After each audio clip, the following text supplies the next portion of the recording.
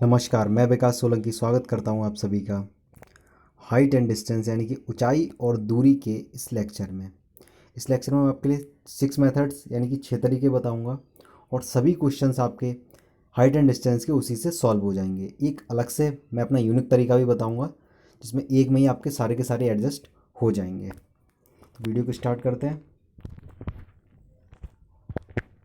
सबसे पहले हम देखते हैं, आपके लिए क्वेश्चन आता है कहीं पर एंगल 30 डिग्री दिया होता है। ठीक है, जब आपको एंगल 30 डिग्री दे रखा है तो आपको क्या करना है, सिंपली आपको इतना याद रखना है, जो मैंने ये फिगर बना रखी है आपको याद रखना है। और दूसरा मैं आपके लिए ये बता भी दूंगा कि ये कैसे बनाया जाता है। इसके लिए देखिए, जब 30 डिग्री एंगल होता है तो 30 डिग्री के सामने की जो भुजा होगी वो आपकी एक होगी, यानी कि जो भी आपका दे रखा होगा उसको आप एक के रेशियो में रख लेंगे। सपोज आपका 30 दिया हुआ है तो आप एक यानी कि यहाँ पे 30 से गुणा करना पड़ेगा, आपका 30 आ जाएगा।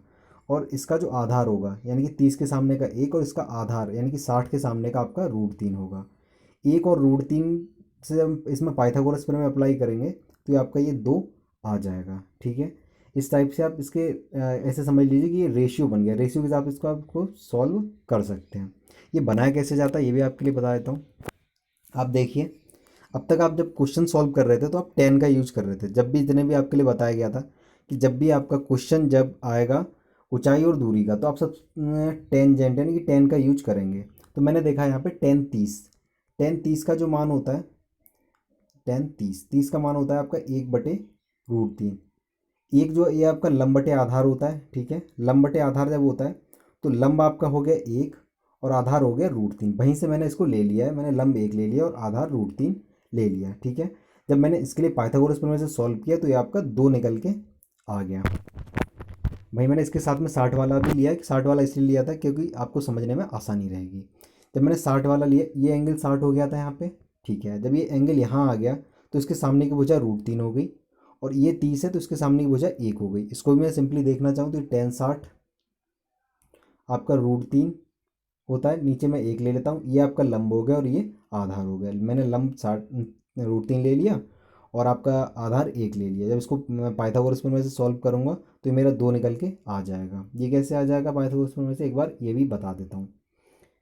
पाइथागोरस प्रमेय होती है कर्ण का वर्ग बराबर लंब का वर्ग प्लस आधार का वर्ग। मैंने अंडर लिया इसलिए मैं इस वर्ग को हटा देता हूँ यहाँ से। ठीक है, तो √3 का स्क्वायर प्लस 1 का स्क्वायर, तो ये आपका 3 + 1 4 हो जाएगा, √4 जिसका कि मान 2 होता है, जो कि आपका आ चुका है। फिलहाल आप इनको याद कर लीजिए एज इट इज जैसे कि लिखे हुए हैं। नेक्स्ट है हमारा 45 डिग्री। 45 डिग्री की अगर हम बात करें तो 45 डिग्री में दोनों एंगल सेम हो रहे हैं। तो मैंने क्या किया, सेम एंगल है और टेन 45 का मान जो होता है आपका वो 1 होता है, यानी कि 1/1, यानी कि लंब और आधार दोनों 1 हो जाएंगे। और 1 और 1 जब मैं इनको सॉल्व करता हूँ पाइथागोरस प्रमेय से तो ये आपका √3 निकल के आ जाता है। इसको भी आप सिंपली वैसे ही समझ सकते हैं, टेन 45 में वैसे ही ले सकते हैं। यानी कि आपको जहाँ भी 45 लिखा मिल जाए ऊंचाई दूरी के क्वेश्चन में, तो आपका आधार जितना हो रहा होगा लंब भी उतना ही होगा, यानी कि लंब बराबर आधार होगा जब एंगल आपका 45 डिग्री हो रहा होगा। इस बात को आप याद कर लीजिए, रट लीजिए, जैसे आपको समझना है वैसे समझ लीजिए। नेक्स्ट चलते हैं। नेक्स्ट है हमारा जब एंगल चेंज होता है। एंगल चेंज का मतलब, सपोज कोई व्यक्ति ए बिंदु पर था, ए बिंदु से वो चलना इसने स्टार्ट किया और चल के वो डी बिंदु पर आ गया। इस टाइप का क्वेश्चन आता है कि पहले एंगल उसका 30 डिग्री हो रहा था और अब एंगल उसका 45 हो गया है। तो ऐसे क्वेश्चन को सॉल्व करने में आपको काफ़ी दिक्कत होती है जब टेन अप्लाई करते हैं। टेन का यूज़ करते हैं आप, यहाँ पे टेन 30 लेते हैं, इधर टेन 45 लेते हैं। बट इस चीज़ को जो मैं अभी आपके लिए बता रहा हूँ इसका आप स्क्रीनशॉट ले लीजिए, फिर इसको आप याद कर लीजिए, कॉपी पे बना लीजिए। बाकी इससे देखने के बाद में आपका क्वेश्चन बहुत ज़्यादा शॉर्ट हो जाएगा। कैसे होगा देखिए, जब भी आपसे कहा जाए कोई व्यक्ति 30 डिग्री पर था और 45 डिग्री पर पहुंच गया, तो उसके लिए आपको सिंपली क्या करना है, ये 45 डिग्री था तो मैंने अभी 45 डिग्री का लास्ट आपके लिए बताया था, तो ये 1 था, ये 1 था और ये √3 था। ठीक है, जब ये 30 डिग्री हुआ तो 30 डिग्री में 30 डिग्री के सामने की भुजा 1 थी, जो मैंने लास्ट बताया था आपके लिए। और ये जब ये 30 है तो ये पूरा 60 हो जाता है आपका। जब 60 हो जाता है तो ये आपका √3 हो गया। ठीक है, तो अगर मैं इतने पार्ट की बात करूँ तो ये आपका √3 - 1 हो जाएगा। ठीक है, जब आपके लिए √3 - 1 हो गया तो आपसे या तो ये √3 - 1 की वैल्यू पूछी जाती है। ठीक है, ये सारे के सारे आपके रेशियो बन गए। सपोज आपके लिए अगर BC दे रखा है, मान लो कि आपका 60 दे रखा है। ठीक है, तो आप 60 में गुणा करेंगे 1 से, तब बनेगा जाके। तो यहाँ पे 60 और √3 - 1 आपका आंसर बहुत ही सिंपल तरीके से आप निकाल के दे सकते हैं, ठीक है। ये आपके रेशियो बन जाते हैं इस टाइप से, इनको आप देख लीजिएगा। ये आपका √3 - 1 होता है और ये 1 होता है। आपसे इसका मान दे देगा, ये बूझ लेगा, ये बूझ लेगा, कुछ भी बूझ लेगा, आप इस रेशियो से निकाल सकते हैं।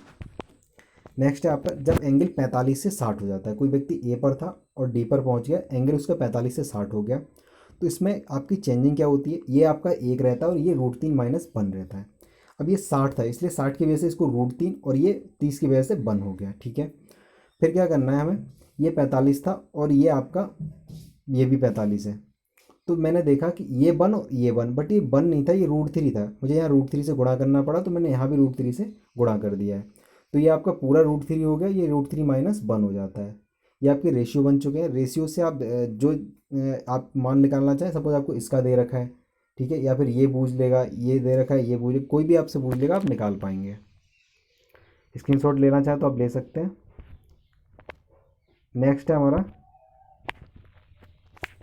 जब 30 डिग्री से 60 डिग्री हो जाए, एंगल डबल हो रहा है। अब सबसे मेन चीज़ ये देखिए, एंगल डबल हो रहा है। जहाँ एंगल डबल होने की बात आए, 30 से 60 हो रहा है, 30 से 60 आए, तो यहाँ पे आप 2 कर देना।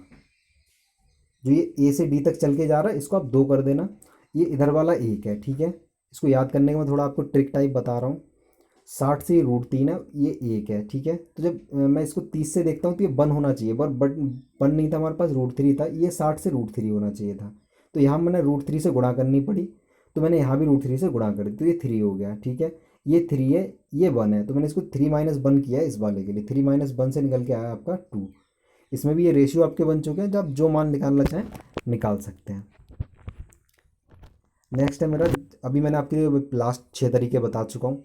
ये आपका 7वां तरीका है, जो मैंने खुद बनाया है।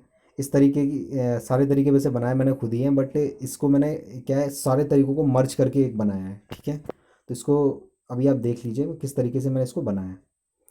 देखिए, यहाँ पर कोई व्यक्ति था ए पर, तो उसने चलना प्रारंभ किया, वो ई पर पहुँचा, ठीक है। ई पर पहुँचा है, तो पहले उसका कोण 30 डिग्री का था। ई पर पहुंचा तो कोण उसका 45 डिग्री का हो गया, ठीक है। ई से उसे चला डी पर पहुंचा और डी पर उसका कोण 60 डिग्री का हो गया। 60 डिग्री जब एंगल हो गया, अब आपसे इसमें बूझेगा क्या क्या, या तो आपको ये दे रखा होगा, आपसे कुछ भी बूझ लेगा इस पूरे में, ठीक है। तो इसका क्या होता है, सब देखिए आप, 60 से ये √3 हो गया और ये 30 से 1 हो गया, ठीक है। तो √3 1 यहाँ तक आपका क्लियर हो जाना चाहिए। जब ये 45 हो रहा था, तो मैं इतने पे, इसको मैं अभी छोड़ देता हूँ इस वाले के लिए, इतने पे बात करते हैं सबसे पहले, ठीक है। ठीक है, तो इस पर हम बात करते हैं, ये √3 - 1 जैसे लास्ट हमने देखा था 45 से 60 वाले में, वैसे ही रहेगा सेम, ठीक है। इतना आप समझ गए होंगे कि ये इतना ही सेम रहेगा। अब नेक्स्ट हमें क्या करना है, हमने देखा ये 30 है, तो 30 के हिसाब से इसको 1 होना चाहिए था, बट √3 है, ठीक है। और ये 60 के हिसाब से √3 होना चाहिए, तो ये 3 हो गया आपका, ठीक है। और ये आपका √3 हो रहा था, तो ये आपका 3 - √3 हो गया। आप इसको बनाना का सीखना चाहें तो सीख सकते हैं, जो कि मैं बता रहा हूँ आपके लिए। अगर आप ना सीखना चाहें, आप सिंपली इनको डायरेक्ट याद कर लीजिए, रेशियो से आप सीधे सीधे इनके निकाल सकते हैं। कैसे निकालेंगे वो मैं आगे, मैंने क्वेश्चन सेट किए हुए हैं, क्वेश्चन को डिस्कस करेंगे तो ज़्यादा आपके लिए क्लियर हो पाएगा। जैसे कि ये क्वेश्चन है, एक व्यक्ति जो नदी के किनारे खड़ा है, नदी के दूसरे किनारे पर स्थित एक वृक्ष का उन्नयन कोण 60 डिग्री है। यानी कि एक व्यक्ति यहाँ पर है ये, और ये एक वृक्ष है, ठीक है। तो उन्नयन कोण जो आपका था वो 60 डिग्री था। एक सेकेंड, मान लो ये व्यक्ति यहाँ पर था, तो ये उन्नयन कोण इसका 60 डिग्री था। जब वह 40 मीटर पीछे की ओर हटता है, यहाँ पे पीछे हट गया 40 मीटर, ठीक है। मान लो कि यहाँ पर ए बिंदु पर था या बी पर पहुँच गया, तो एंगल जो आपका हो जाता है वो 30 हो जाता है, ठीक है। मैंने आपके लिए क्या बताया था, यहाँ पर जो 40 है, ठीक है, तो यहाँ पर मैंने आपके लिए 2 बताया था, ठीक है। 30 से 60 हो रहा है, 2 की वैल्यू आपके लिए 40 दे रखी है, यानी कि 20 से गुणा करना पड़ रहा है। अब आपसे कुछ भी, नदी की चौड़ाई पूछ रहा है, यानी कि ये पार्ट पूछ रहा है, ये पार्ट मैंने आपके लिए क्या बताया था, 1 हो गया था। तो 1 की वैल्यू आपकी सीधी सीधी 20 हो जाएगी। बाकी आप अपना तरीका कोई भी अप्लाई करके देखिएगा, आपके लिए बहुत लॉन्ग पड़ेगा। अभी मैं इसके लिए बना रहा हूँ, इसलिए टाइम लग रहा है। अगर आप इसको याद कर लेंगे सिंपली, तो आप सीधे सीधे सॉल्व कर पाएंगे। 2 की वैल्यू 40 है, तो 1 की वैल्यू 20 हो जाएगी, बस इतना करना है, तो 20 आपका आंसर हो जाएगा। नेक्स्ट हमारा, एक व्यक्ति टावर के निचले भाग से 50 मीटर की दूरी पर खड़े होकर टावर की ऊंचाई को देखता है। देखिए, यदि उस व्यक्ति का उन्नयन कोण 45 है, यहाँ पर ये 45 दे रखा है, 50 पे खड़े हो गए। मैंने आपके लिए क्या बताया था, जब 45 डिग्री का एंगल होगा तो आपका आधार और लंब दोनों सेम होंगे। तो हमसे टावर की ऊंचाई पूछ रहा है, तो ये भी 50 हो जाएगी। क्वेश्चन यहीं पे समाप्त हो गया। ऊंचाई आपकी 50 मीटर होगी, जो कि आपके लिए क्वेश्चन में दे रखी थी। नेक्स्ट है, किसी वृक्ष का ऊपरी भाग टूटकर पृथ्वी के तल से के साथ 30 डिग्री का कोण बनाता है। देखिए ये आपका 30 डिग्री का कोण बना रहा है टूटकर, ठीक है। वृक्ष की जड़ से उस शीर्ष जो पृथ्वी तल से स्पर्श कर रहा है की दूरी 15 मीटर है। अब मैं पहले अपने रेशियो लिख लेता हूँ। ये √3 हो गया, ठीक है, जैसे कि मैंने आपके लिए बताया था, और ये 2 हो गया, ठीक है। तो वृक्ष की कुल ऊंचाई बतानी है। कुल ऊंचाई का मतलब क्या है कि यहाँ से ये टूट गया है, यानी कि इतनी ये पूरी आपको बतानी है, यहाँ से इतनी, यानी कि ABC अगर मैं नाम दे दूँ तो आपके लिए AC + CB ये पूरा बताना है, ठीक है। यानी कि √3 की वैल्यू आपके लिए जो दे रखी है वो 15 दे रखी है। अगर मैं इसको देखूँ तो मुझे 5 √3 से गुणा करना पड़ेगा, तब हमारा 15 आएगा, ठीक है। वहीं अगर मैं बात करूँ इसकी, तो इसकी वैल्यू जो है हमारी 2 और 1 3 हो गई। तो 3 से अगर मैं देखूँ तो मुझे 5 √3 से गुणा करना पड़ेगा इसमें भी, तो 15 √3 आपका आंसर हो जाएगा, ठीक है। नेक्स्ट हमारा, एक सीढ़ी 15 मीटर ऊंची दीवार को छूती है और निचला सिरा जमीन से 8 मीटर की दूरी पर है। एक सीढ़ी 15 मीटर ऊंची दीवार को छूती है, यानी कि दीवार की ऊंचाई 15 है, निचला सिरा 8 है। अब इसमें आप 10 लगाओगे, क्या लगाओगे? ये क्वेश्चन बहुत ही सिंपल है। क्वेश्चन आपका पाइथागोरस प्रमेय से सॉल्व हो रहा है, ठीक है। 15 का वर्ग अगर मैं करूँगा तो ये आपका हो जाएगा 15 15 225। 8 का होता है 8 8 64। इनको ऐड करेंगे 5 4 9 6 2 8 289। 289 आपका होता है अंडर लेने पर 17 हो जाएगा आपका। 17 आपका आंसर हो जाएगा। नेक्स्ट हम बात करते हैं, एक मीनार की छाया लंबाई, एक मीनार की छाया की लंबाई उसकी ऊंचाई की √3 गुनी है। अगर ये 1 है तो छाया की लंबाई √3 गुनी है, या √3 है, ठीक है। तो हमसे पूछ रहा है तो सूर्य का उन्नयन कोण क्या होगा? 1 और √3, मैंने क्या बताया था आपके लिए, 30 के सामने 1 होता है, 60 के सामने √3। उन्नयन कोण पूछ रहा है, इससे 30 आपका आंसर हो जाएगा। देखिए इस क्वेश्चन को मैं एक तरीका और बताता हूँ आपके लिए। जब भी आपके लिए √3 गुना मिल जाए, या फिर 1 और √3 रेशियो मिल जाए, आप 2 पे विचार कीजिए। 30 और 60 के सिवा कोई आंसर नहीं हो सकता। अगर दोनों में से केवल एक ऑप्शन में है तो आप वही टिक कर दीजिए। बस यहाँ पर आपको क्या है, आपकी बदकिस्मती से दोनों ऑप्शन मिल चुके हैं। जब दोनों ऑप्शन मिले तब आपको फिगर बनानी है। फिगर बना के आपको देखना है कि कौन सा वाला बूझ रहा है, वही टिक करना है। नेक्स्ट हमारा, भूतल के एक बिंदु से एक मीनार के शीर्ष का उन्नयन कोण 45 डिग्री है। उस बिंदु से मीनार की दिशा में 60 मीटर जाने पर उस शीर्ष का उन्नयन कोण 60 डिग्री हो जाता है। तदनुसार मीनार की ऊंचाई कितने मीटर है? यानी कि कोण जो है वो 45 से 60 हो रहा है। आपको सिंपली सबसे पहले क्या करना है, किसी भी क्वेश्चन को सॉल्व करने के लिए फिगर बना लेनी है। 45 था, 60 हो गया। अब 45 और 60 में सबसे पहले आपको क्या करना है, अपने रेशियो लिख लेने हैं। √3 - 1, एक सेकेंड, ये आपका था √3 - 1, ठीक है। और ये आपका था 1, ठीक है।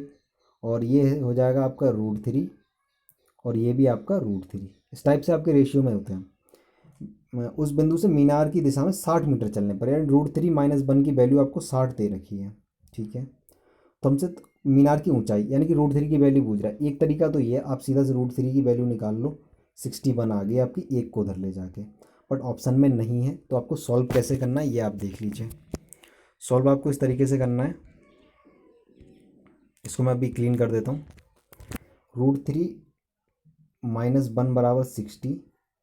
देन आपको √3 की वैल्यू बतानी है, तो आप 60 बटे √3 -1 कर दीजिए, और √3 + 1 से परमेकरण कर दीजिए।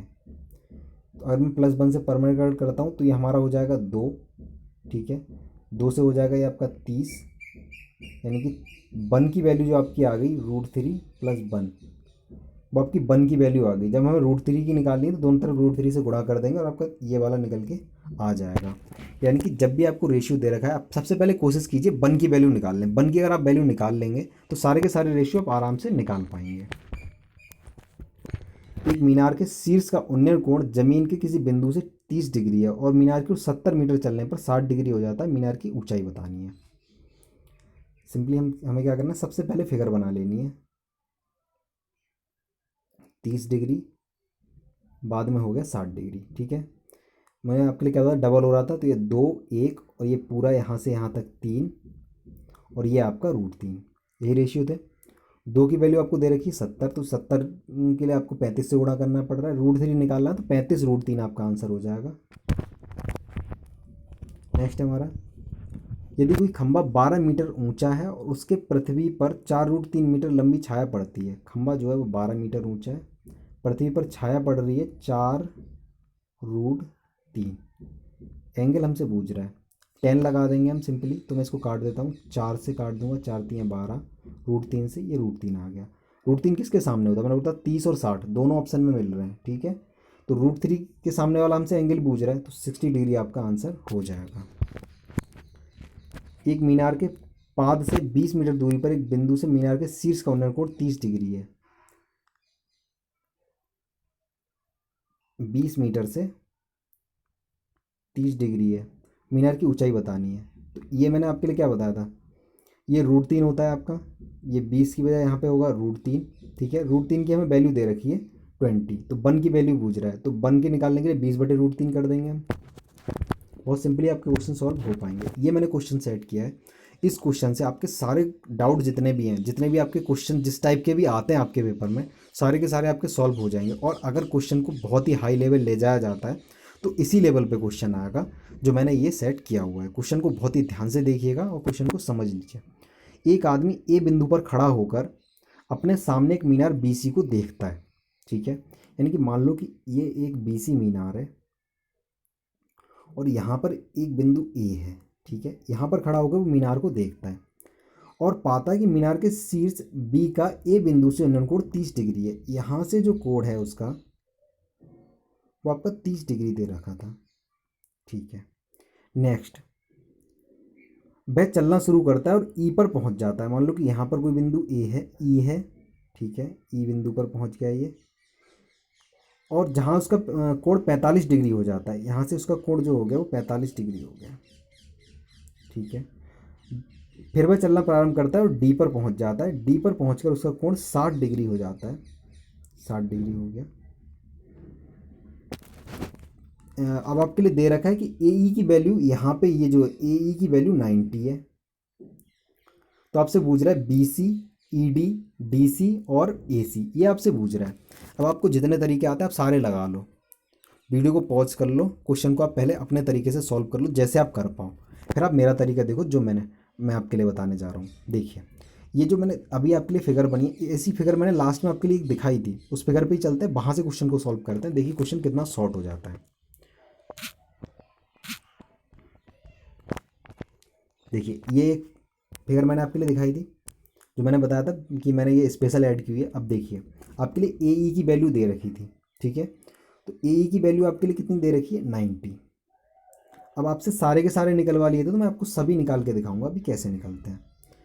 इसकी अगर मैं बात करूँ, √3 ED अगर आपसे निकलवाएगा तो √3 - 1, यहाँ से मैं अगर √3 कॉमन ले लूँ तो आपका √3 - 1 बच गया।